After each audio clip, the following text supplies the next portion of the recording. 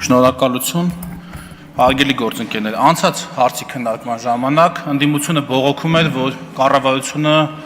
ցանկանում է սահմանափակի համայնքների ինքնուրույնությունը, համայնքների կարողությունները եւ այլն եւ այլն։ Գույքահարկի բարեփոխումները, որ տեղի ունեցել դեռ 4-5 տարի առաջ, նպատակ ունեն ավելացնել համայնքների եկամուտները։ Այստեղ շատ խոսվեց բնակարանների մասին, որոնց ես հեսա կանադառնամ, բայց ես խնդրում եմ ուշադրություն դարձնել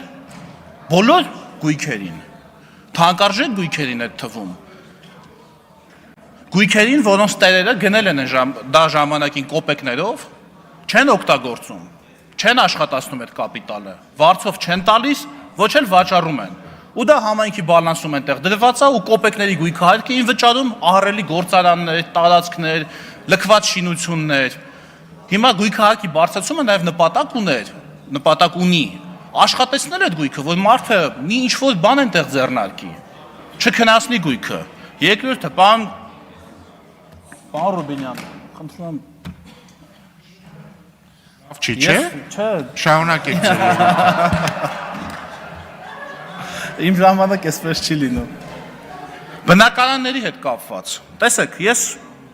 հիմա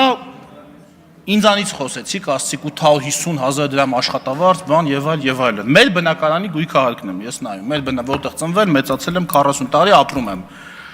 Մինչև այս բարեփոխումը վճարում էինք 6-7,000 դրամի կարգի, խոսքը Դավիթ անհախտ փողոցի վրա գտնվող 100 քառակուսի մետր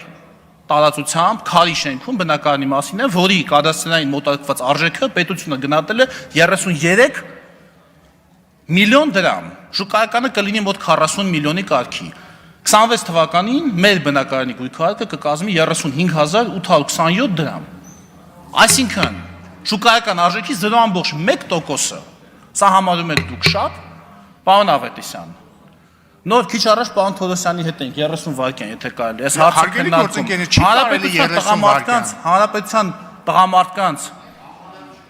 Պարոն Ավետիսյան, հանրապետության չափած տղամարդկանց 50%-ից ավելին ծխում է,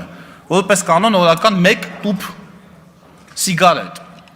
Մեր բնակարանի գույքահարկը այս բոլոր ձեր ասած ահավոր թանկացումներից հետո կազմելու է օրական 3 գլանակ ամենաէժան սիգարետից 3 գլանակ։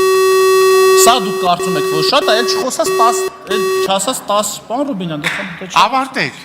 Ավարտում եմ, թողեք միտքս ավարտեմ։